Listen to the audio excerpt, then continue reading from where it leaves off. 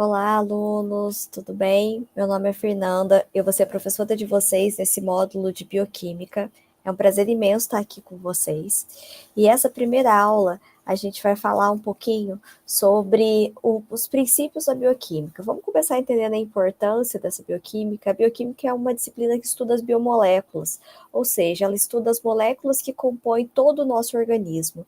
E nesse sentido, eu queria dar para vocês um exemplo super importante do estudo da bioquímica, que são o desenvolvimento das vacinas. Por exemplo, a vacina do coronavírus, ela só conseguiu ser desenvolvida depois que se identificou qual era a proteína, que a proteína é uma molécula bioquímica que faz parte da composição desse vírus.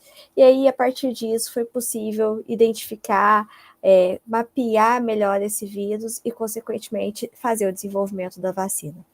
Então, a maior parte das vacinas, entre outros medicamentos, eles também utilizam moléculas bioquímicas como alvo. Então, utilizam o estudo dessa disciplina que nós vamos ter agora. Então, a bioquímica, ela é uma disciplina que ela visa entender os processos biológicos do nosso organismo. E, consequentemente, esses processos biológicos, eles não são estáticos, ou seja, a gente não é um organismo travado, nós somos um organismo que é modulado momento a momento. E essa modulação que acontece no nosso corpo, ela é muito devida às reações químicas que ocorrem no nosso organismo. Então, ocorrem reações constantes no nosso organismo, e essas reações são interações entre as moléculas. Quanto mais estável é uma interação entre moléculas, mais energia ela libera quando ela é quebrada. Então, a gente tem uma molécula estável, quando ela é quebrada, ela libera energia. E essa energia é o que faz o nosso organismo se modificar momento a momento. Quais são, então, esses componentes, esses constituintes bioquímicos?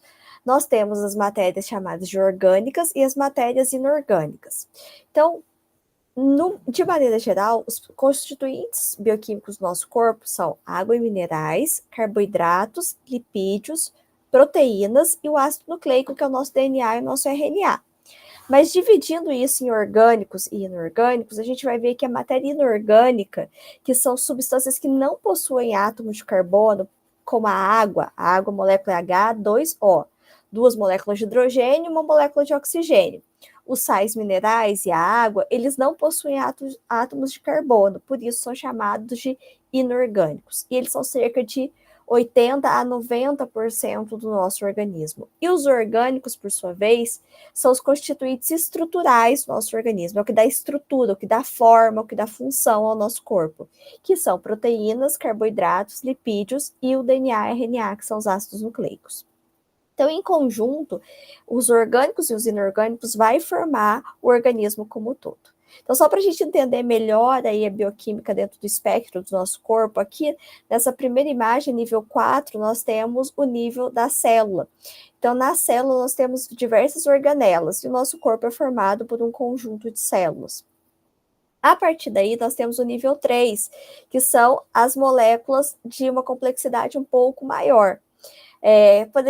Menor que a célula, mas maior que as biomoléculas. Então, a gente tem aqui cromossomo, a membrana plasmática, as outras membranas, e depois nós vamos entrando dentro dessa estrutura. Então, o nível abaixo desse nível 3 é o nível 2, que são as macromoléculas, que é, por exemplo, o DNA, as proteínas, o lipídio, e por fim nós temos as menores unidades moleculares, que é o nível 1, que são chamadas de unidades monoméricas, que são ácidos graxos, nucleotídeos, aminoácidos.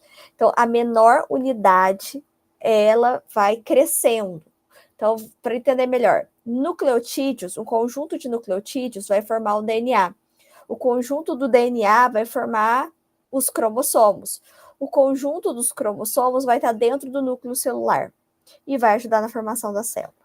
Então, é esse conjunto, a gente vai estudar nessa disciplina o nível 2 e o nível 1.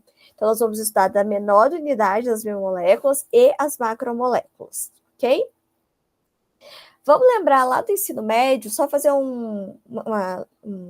momento aqui de lembrança lá das ligações químicas, porque isso vai ser importante para a gente entender lá na frente, por exemplo, a função na frente dessa aula de hoje, né? A função, por exemplo, de uma gordura saturada e uma gordura insaturada.